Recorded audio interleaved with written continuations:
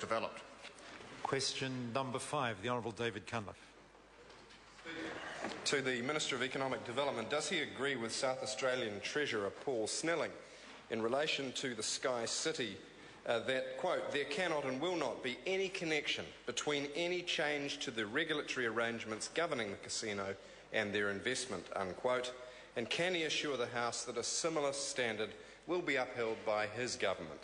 The Honourable Stephen Joyce. Mr Speaker, as I've told the member before, the Ministry of Economic Development is negotiating with SkyCity over the form of a potential commercial agreement. While these negotiations are ongoing, it would be inappropriate for me to rule in or out what the government might finally agree to. If there was to be any legislative or regulatory change that are required, they would go through the usual public and or parliamentary process in which that member, of course, is welcome to engage. The government has, however, said that the overall economic benefit of any agreement would have to outweigh the potential negative impacts before the government would proceed. In the case of the proposed International Convention Centre, we're talking about a $350 million investment that would bring in 1,000 new jobs during its construction and around 800 jobs once it is up and running. The Honourable David Cunliffe. Notwithstanding the ongoing negotiations, does he stand by his statement on Sunday's 60 Minutes programme that, quote, if we get something which is appropriate, we are prepared to change the law? The Honourable Stephen Joyce. Mr Speaker, as I said in answer to the primary question, if there was something that required a change of legislation, we're prepared to do so. The member should note, of course, that this is a pretty unusual industry where the size of the industry is dictated in primary legislation, so it is quite difficult to change the size of the industry without changing the primary legislation. Mr Speaker, the Honourable David Cunliffe. Mr Speaker, does he stand by his statement on 60 Minutes that he was not familiar, quote unquote, with the same casino company's attempts to trade a convention centre for gambling law changes in South Australia? And if he was unaware, then what competence does he possibly have to oversee a selective trade in our gambling laws?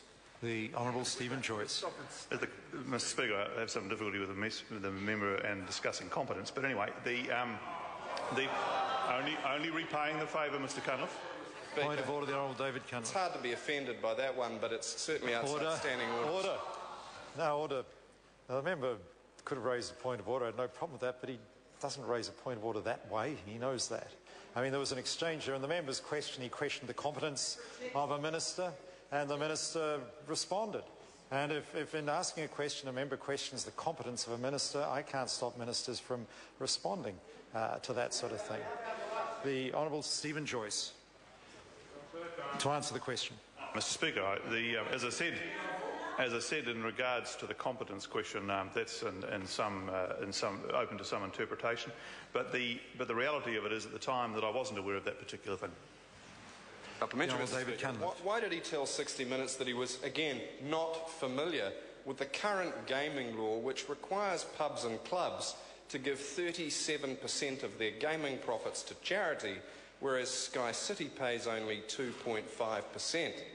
And does he accept that since he's personally overseeing a shabby deal with SkyCity, he should have been so aware? The Honourable Stephen Joyce. Mr Speaker, the definition shabby is quite interesting, but perhaps the member's beard might be some reference for us. But the reality, again, Mr Speaker, is that there are a range of... Well, I'd be jealous if it was on my head.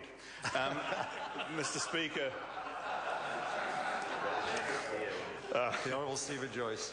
Mr Speaker, there is a range, as we know, of percentages and levies applied to the commercial gaming industry that are applied differently to the private gaming machine industry. And in fact, probably the key point to point out is that the commercial industry pays company taxes, where the industry that's in the charities does not do so.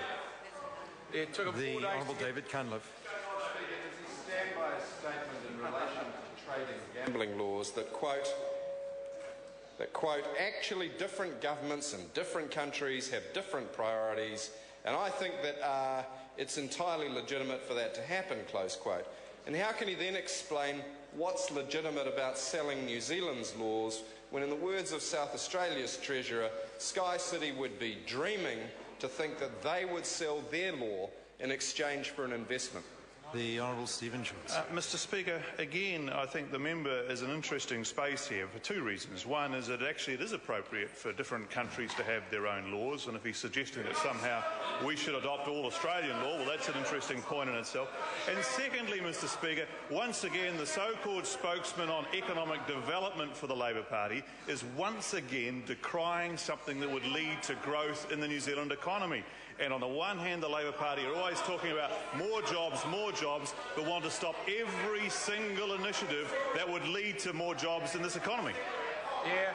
Point of order, Mr Speaker. Point of order, the Honourable David Mr Cunliffe. Speaker, I seek leave to table a transcript of the 60 Minutes programme. No, the Minister was unaware of the law and we don't to seek. sell it No, order. We don't seek leave to table transcripts from recent programmes. Question number 6, Julianne Genter.